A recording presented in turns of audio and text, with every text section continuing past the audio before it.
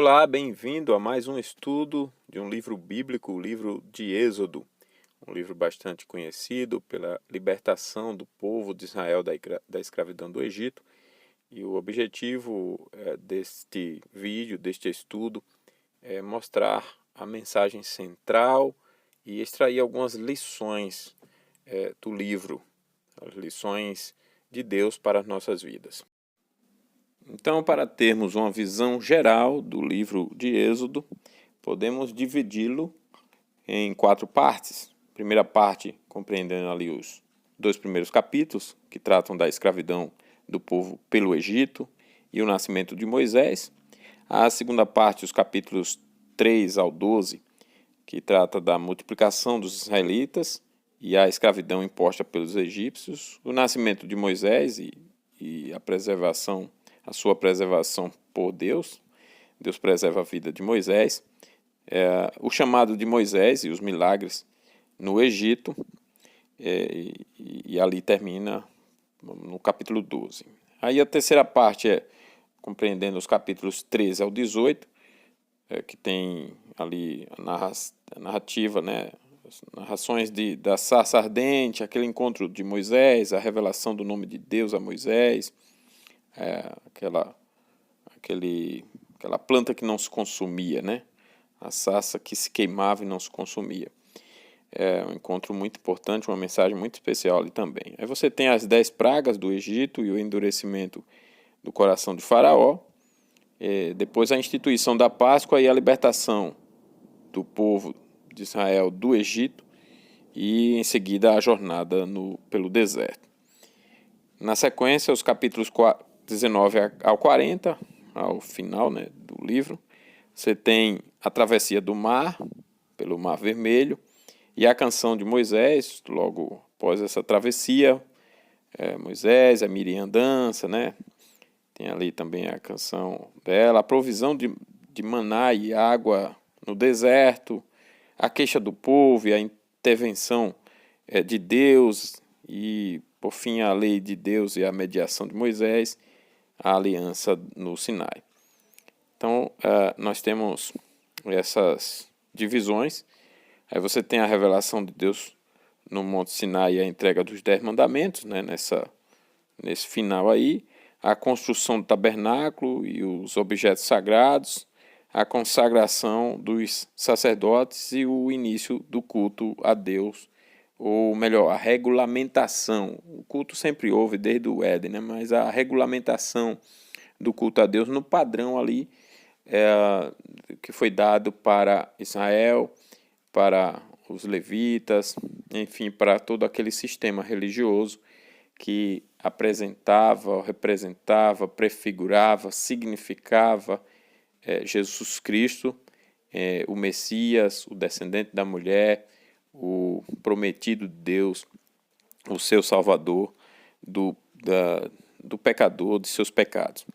Então, nós vamos falar a respeito disso, destacando em algum momento, mas o esboço esse, já nos dá uma visão geral, né? Bem, o livro de Êxodo foi escrito por Moisés, que escreveu Gênesis, Êxodo, Levítico, Números e Deuteronômio, portanto, o Pentateuco, como é chamado esses 5 primeiros livros, né? Como são chamados, e por ser o mesmo autor, portanto, de Gênesis e o autor de Êxodo, o seu início em Êxodo é justamente fazendo uma conexão com o final de Gênesis. E o que é que ele conta em Gênesis? O que é que ele quer dizer para nós, né, com essa conexão? Ele quer justamente mostrar para nós, trazer uma mensagem espiritual muito grande, muito importante, ao falar, conectar com a história do povo de Israel, a sua formação por Deus, toda a sua decisão de Deus de escolher Abraão entre tantos homens em todo o planeta Terra. Deus escolhe Abraão e faz com ele uma aliança, não que Abraão merecesse, ele é de Uz dos caldeus, né? Ou seja, não tinha nenhuma relação com Deus, uma cidade pagã, e Deus faz essa aliança com ele, e toda a sua descendência se referindo à fé em Cristo Jesus. Depois a gente vai mostrar isso, explicar isso aí, e não necessariamente o fato de ser um povo por meio de quem ele formaria, e a gente vai ver qual é a figura na formação desse povo visível, povo de Israel, e qual é o significado espiritual, o que é que significa espiritualmente ser Israel, que não tem a ver com Israel que a gente conhece geograficamente, que está agora nesse período guerreando lá, né, no Oriente, enfim, não é esse Israel. Mas esse Israel realmente tem essa descendência, essa relação, essa história com Abraão, natural, etc., mas tem uma mensagem espiritual. E aí a história em Gênesis trata desse tema da formação do povo de Israel por Deus, através de uma aliança com Abraão. Então Deus preserva a vida a geração de Abraão, portanto nasce Isaac, tem toda uma história muito importante, cheia de riquezas espirituais, lições para nossas vidas. Aí você tem Jacó, e de Jacó vem 12 filhos, e dessas 12 filhos vem as 12 tribos de Israel, e de José, que é o filho quase o mais novo de Jacó, filho de Rebeca. Rebeca vai ter 2 filhos, né? No caso, se eu não errar aqui falando de cabeça, no caso Jacó vai ter 2 mulheres e 2 concubinas, né? 4 esposas. Vai ter de Lia ou Leia, vai ter os filhos Rubem, Simeão, Levi, Judá, Issacar, Zebulon, de Raquel, José e Benjamim, e Raquel vai falecer com o nascimento de Benjamim, de Zilpa, Gad e Azer, e de Bila vai ter Dan e Naphtali.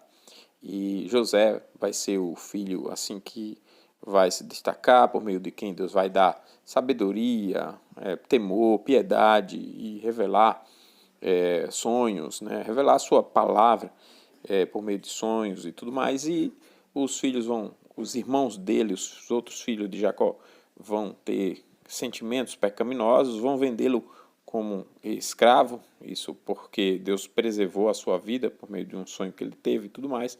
Deus já tinha revelado para Abraão o que iria acontecer com o povo que descenderia dele, que iria parar no Egito, que iria passar 400 anos lá e depois iria ser liberto com mão poderosa. O próprio Deus faria isso. Então, vai se cumprir, porque com essa ida pela providência, como o próprio José vai dizer, essa ida de José, vendido como escravo para o Egito, as vidas serão preservadas, essa aliança será preservada, esse povo será preservado, e então Jacó vai também descer para o Egito depois, e esse povo vai crescer no Egito, porque José vai se tornar governador do Egito, e é assim que vai encerrar Gênesis, com o povo crescendo no Egito, se tornando forte, poderoso. E então Moisés conta para nós justamente em 7 versículos essa conexão e lições importantes para nossas vidas. Aqui então já destaco que é Deus quem decide tudo o que ele quer. Observe que ele decidiu ter um povo, e tem gente que diz que a eleição de Deus por um povo, por pessoas que vão servi-lo, tal, é uma doutrina calvinista, reformada, mas não é. A doutrina aqui é Deus escolhendo, ele quem escolhe. Ele escolheu, por exemplo, Adão para ser Adão e Eva para ser Eva. Ele escolheu Abel para crer e Caim para não crer. Na época de Noé, ele escolheu apenas Noé e sua família, 8 pessoas, para serem salvas pela arca. Os demais foram eliminados. E aqui ele escolhe Abraão, e da descendência de Abraão ele vai formando um povo. Então observe bem que isso é Deus fazendo com uma mensagem espiritual. Tudo é uma mensagem espiritual. Não é apenas Israel, né, que é povo de Deus. Aliás, mesmo sendo de Israel, se não tiver fé em Jesus, a gente vai aprender, vai perceber que não significa ser Israel espiritual.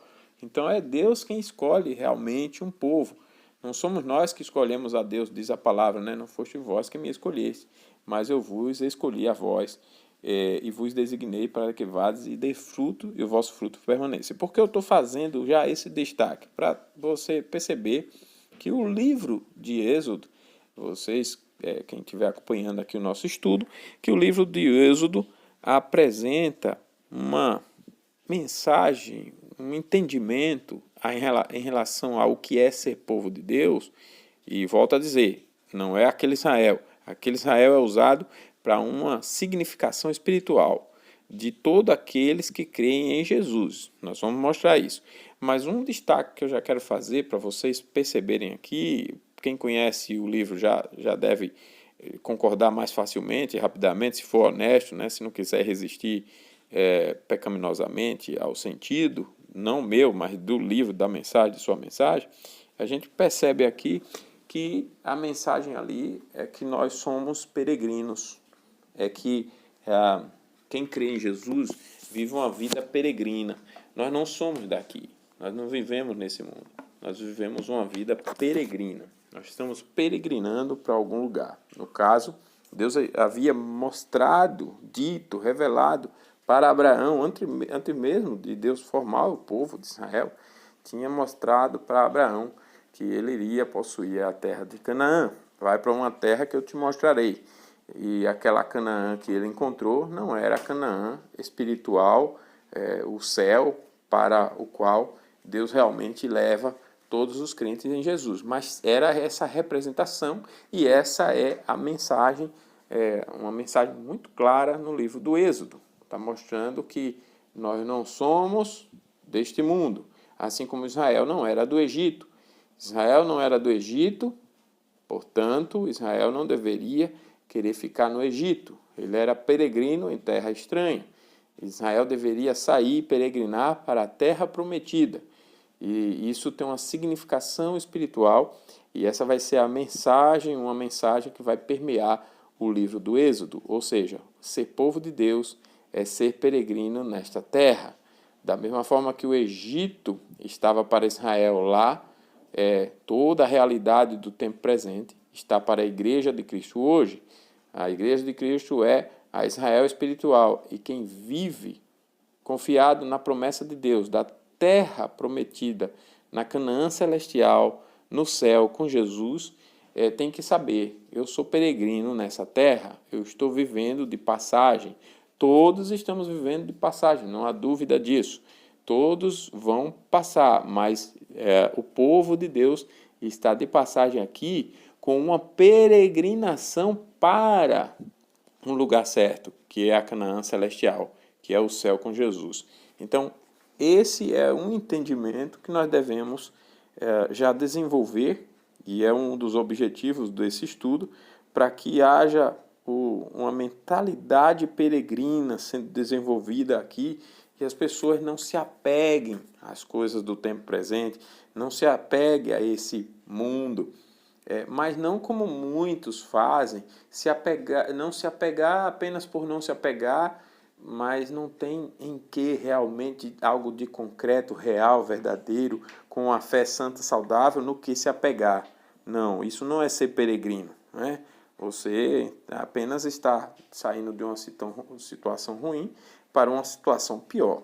Aqui nós estamos falando de algo certo, orientado por Deus, guiado por Deus. Nós não somos deste mundo, mas estamos peregrinando para um lugar certo, que é a morada de Deus. Então, nós não somos do tempo presente, mas de um tempo futuro estabelecido por Deus.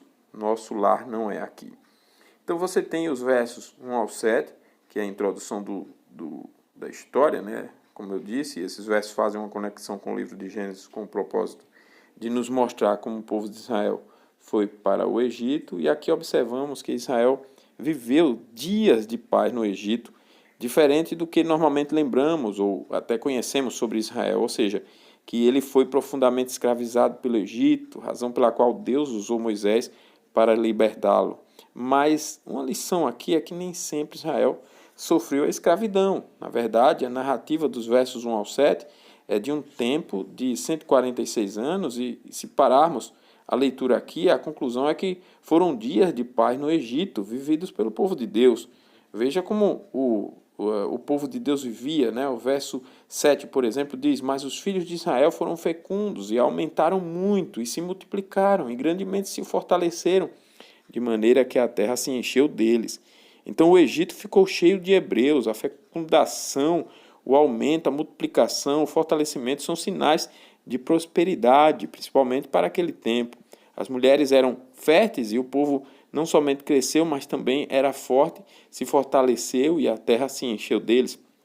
Como o povo foi parar no Egito, né? A gente já contou essa parte de ali Jacó, de José e tudo mais, 7 anos de fartura, 7 anos de escassez, mas é importante aqui lembrarmos algumas passagens a respeito, né? Gênesis 42, 1 a 3, por exemplo, diz: Sabe Deus Jacó, de que havia mantimento no Egito, disse a seus filhos: Por que estás aí a olhar uns para os outros?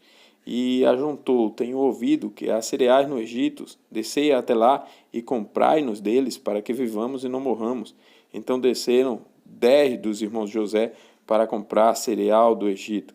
Então, após as idas e vindas, até que José se revela para os seus irmãos e promete cuidar deles. Aí você tem no capítulo 46, versos 5 ao 7, dizendo: Então se levantou Jacó de Beceba e os filhos de Israel levaram Jacó, seu pai, os seus filhinhos e as suas mulheres nos carros que Faraó enviara para o levar, tomaram o seu gado e os bens que haviam adquirido na terra de Canaã e vieram para o Egito, Jacó e toda a sua descendência, seus filhos e os filhos de seus filhos, suas filhas e as filhas de seus filhos e toda a sua descendência levou-os consigo para o Egito. Então, Jacó, como todo bom filho, decidiu cuidar do pai. José, por ser a maior autoridade do Egito, estando abaixo somente de Faraó, deu o melhor da terra para sua família, sob a ordem do próprio Faraó.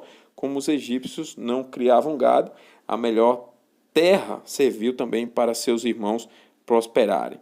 E então você vê em seguida Gênesis 47, 11 a 20. Então José estabeleceu, isso que eu estou falando, né, a seu pai e a seus irmãos, e lhes deu possessão na terra do Egito, no melhor da terra, na terra de Ramsés, como Faraó ordenara. José sustentou de pão a seu pai, a seus irmãos e a toda a casa de seu pai, segundo o número de seus filhos. Observe que além da família de José ter o melhor, ela ainda não precisou gastar um centavo para viver, porque tudo era às custas de José. Era uma vida então muito próspera.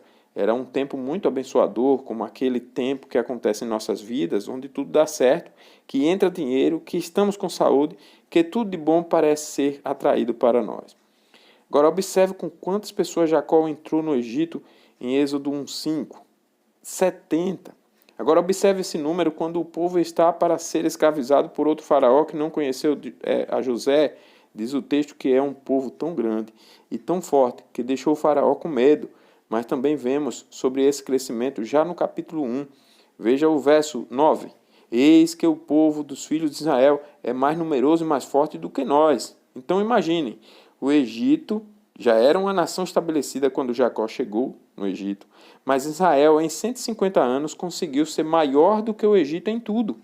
Isso é muita prosperidade. Logicamente, o Egito deveria ficar preocupado com esse povo. Mas Deus está satisfeito com o seu povo vivendo no Egito por causa dessa prosperidade e paz?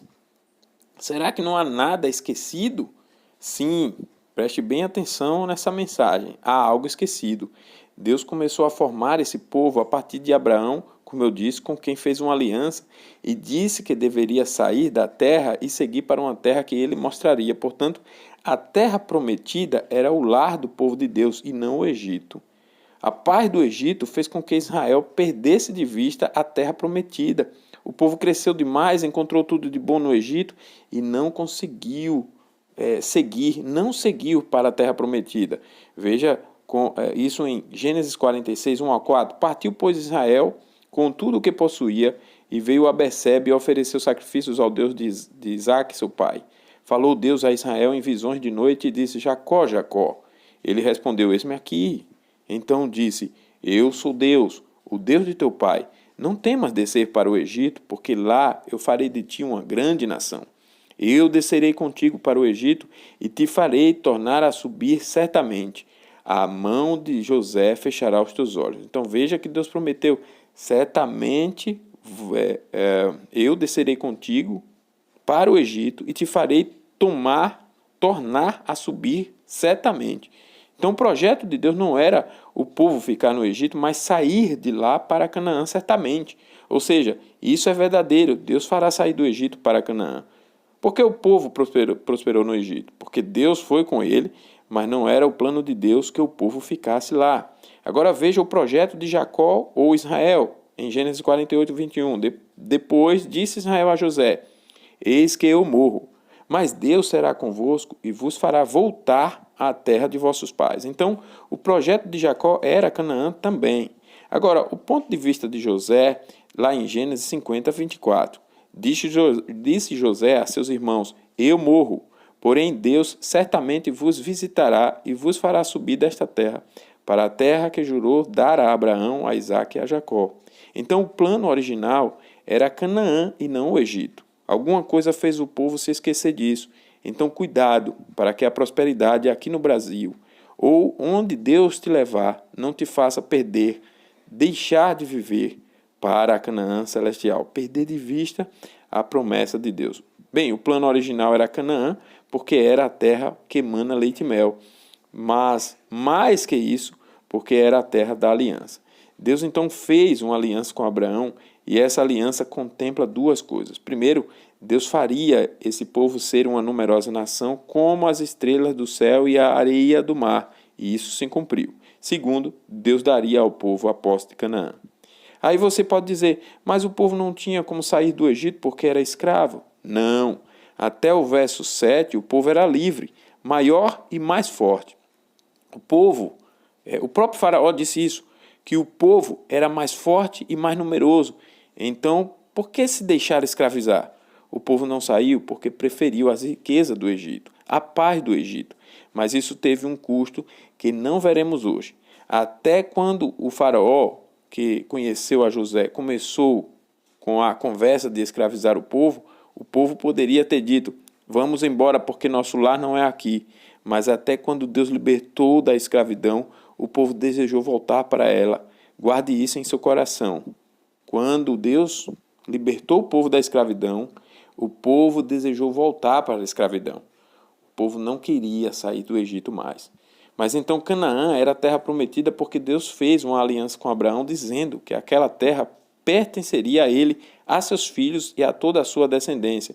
Gênesis 12, 1 a 7, diz assim: Ora, disse o Senhor a Abraão: sai da tua terra, da tua parentela e da casa de teu pai, e vai para a terra que te mostrarei. De ti farei uma grande nação, e te abençoarei, e te engrandecerei o nome. Se tu uma bênção, abençoarei os que te abençoarem, e amaldiçoarei os que te amaldiçoarem. Em ti serão benditas todas as famílias da terra. Partiu, pois, Abraão, como lhe ordenara o Senhor, e Ló foi com ele. Tinha Abrão 75 anos quando saiu de Harã. Levou Abrão consigo a Sarai, sua mulher, e a Ló, filho de seu irmão, e todos os bens que haviam adquirido, e as pessoas que lhes acresceram em Harã. Partiram para a terra de Canaã, e lá chegaram. Atravessou Abraão a terra até Siquém, até ao carvalho de Moré. Nesse tempo, os cananeus habitavam essa terra. Apareceu o Senhor a Abraão e lhe disse: darei à tua descendência esta terra. Ali edificou Abraão um altar ao Senhor que lhe aparecera. O desejo de Deus era que Abraão e os seus descendentes vivessem ali em Canaã para sempre. Vejamos agora Gênesis 3, 14 ao 18. Disse o Senhor a Abraão, depois que Ló se separou dele: ergue os olhos e olha desde onde estás, para o norte, para o sul, para o oriente, para o ocidente, porque toda essa terra que vês, eu te darei a ti e a tua descendência para sempre. Farei a tua descendência como o pó da terra, de maneira que se alguém puder contar o pó da terra, então se contará toda a tua descendência. Levanta-te, percorre essa terra no seu comprimento e na sua largura, porque eu te darei. E Abrão, mudando as suas tendas, foi habitar nos carvalhais de Manre, ou de Manre, que estão junto a Hebrom, e levantou ali um altar ao Senhor. Agora Gênesis 15, 7 a 8 e 18. Disse-lhe mais: eu sou o Senhor que te tirei de Ur dos caldeus para dar-te por herança esta terra. Perguntou-lhe Abraão: Senhor Deus, como saberei que hei de possuí-la? Naquele mesmo dia fez o Senhor aliança com Abrão, dizendo: a tua descendência dê esta terra desde o rio do Egito até o grande rio Eufrates. Observe como esse ensino é importante. Um detalhe no capítulo 13 é que quando houve uma contenda entre os pastores de gado de Abraão e de Ló, Abraão chamou Ló para escolher uma terra para viver com os seus bens, gados, etc., e não haver mais contendas. Diz o texto porque Ló viu as terras até onde seus olhos puderam alcançar e escolheu uma terra parecida com o Egito, enquanto Abraão ficou em Canaã, porque Deus lhe dera para morar. Mais à frente, Ló é escravizado, etc. Então, a lição aqui é que o Egito é provisório, porque a morada do povo de Deus é Canaã. E como nós já dissemos e destacamos, a morada do cristão é com Deus, é a Canaã celestial, ou seja, no novo céu e na nova terra, onde o pecado não mais existirá, não haverá mais choro nem pranto. O mundo é estrangeiro, portanto, para nós. Somos aqui peregrinos. Quem tem Jesus de fato está vivendo aqui como um peregrino, está partindo para a Canaã celestial. Mas é preciso conhecer como é essa peregrinação, nós vamos falar mais adiante. Mas eu preciso conhecer isso muito bem, o seu significado. Eu preciso saber se eu sou o Israel verdadeiro, se eu sou realmente descendência de Abraão nesse sentido espiritual, ou seja, se eu tenho a fé no verdadeiro Cristo ou numa caricatura que a minha mente faz de Cristo. Se eu sou povo de Deus ou se eu me acho povo de Deus. Porque nós vamos ver, tem um conceito claro do que é ser eleito por Deus, escolhido por Deus, salvo por Deus e feito povo de Deus. Então, o mundo, quando se é povo de Deus, é estrangeiro para esse povo. Somos, então, se todos somos, povo de Deus, quem for, peregrinos aqui nesse tempo presente. Nosso governo e nosso rei é outro, é Jesus. Hebreus 11, 13-16 diz: todos estes, Abraão, Isaque e Jacó, morreram na fé sem ter obtido as promessas, vendo-as, porém, de longe, saudando-as e confessando que eram estrangeiros e peregrinos sobre a terra, porque os que falam desse modo manifestam estar procurando uma pátria. E se, na verdade, se lembrassem daquela de onde saíram, teriam a oportunidade de voltar, mas agora aspiram a uma pátria superior, isto é, celestial. Por isso, Deus não se envergonha deles, de ser chamado seu Deus, porquanto lhes preparou uma cidade. Ao contemplar uma terra prometida neste mundo, Abraão, Isaque e Jacó sabia que essa terra significava uma morada na eternidade, ou seja, no tempo por vir. Esse é o destino final. Vejamos o exemplo de João 14, 1-3. Não se turbe o vosso coração, Jesus dizendo: credes em Deus, crede também em mim. Na casa de meu pai há muitas moradas. Se assim não fora, eu vos teria dito, pois vou preparar-vos lugar. E quando eu for e vos preparar lugar, voltarei e vos receberei para mim mesmo, para que onde eu estou estejais vós também. Às vezes ensinamos o não crente sobre a promessa de Jesus da eternidade com ele, mas vivemos como se a existência se limitasse ao tempo presente de tudo passageiro, como se não tivéssemos um lar celestial, uma casa, uma morada. Quando Jesus falou de uma morada celeste, os corações se encontravam aflitos, com medo porque Jesus disse que ia morrer. Mas o nosso tempo é de prosperidade. O mundo todo vive hoje muito bem. Não temos catástrofes, os supermercados estão cheios, moramos em boas casas, temos dinheiro para comprar remédio, medicação, vivemos em prosperidade porque Deus está conosco. Portanto, não é pecado. Não é pecado prosperar, mas isso não pode nos fazer desviar o nosso olhar para o fato de que não somos daqui. Não deixe que a saúde, a prosperidade e o dinheiro lhe engane. Este mundo não é nosso lugar, é lugar do inimigo. Jesus disse que quem quiser fazer a sua habitação aqui vai perder a sua vida. Esse mundo não é nosso lugar, nós somos estrangeiros.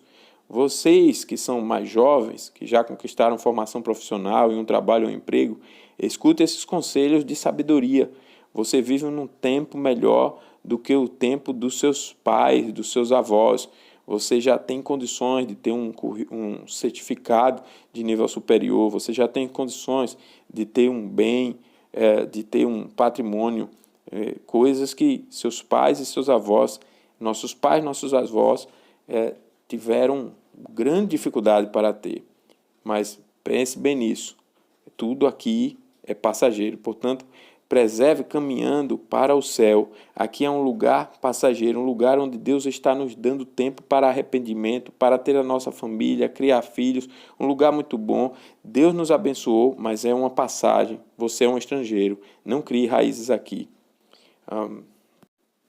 Uma outra lição é que aproveite a paz desse mundo e todos os bens que Deus te der para gozar nele, mas não faça dele o seu final. Não perca de vista a Canaã celestial. Se prepare seus filhos para ela, para o céu, para Jesus. Se você se estabelecer no mundo, você será escravo. O mundo nos escraviza com emprego, com bens, com família, com diversão, com o consumo, com o tempo, com tudo. Você é envolvido de tal forma que não consegue viver para nada além do que o mundo lhe impuser. Ele vai ditar as regras, roubará o nosso tempo, determinará a nossa agenda e dominará sobre nós, assim como o Faraó fez. Se você amar este mundo, se tornará escravo dele e inimigo de Deus. Devemos nutrir o anelo pela terra prometida, ou seja, a paz que gozamos aqui só estará corretamente desfrutada se ela despertar em nós o anseio pela eternidade. Que Deus, então, guarde a sua palavra no nosso coração e nos faça desenvolver uma mentalidade peregrina.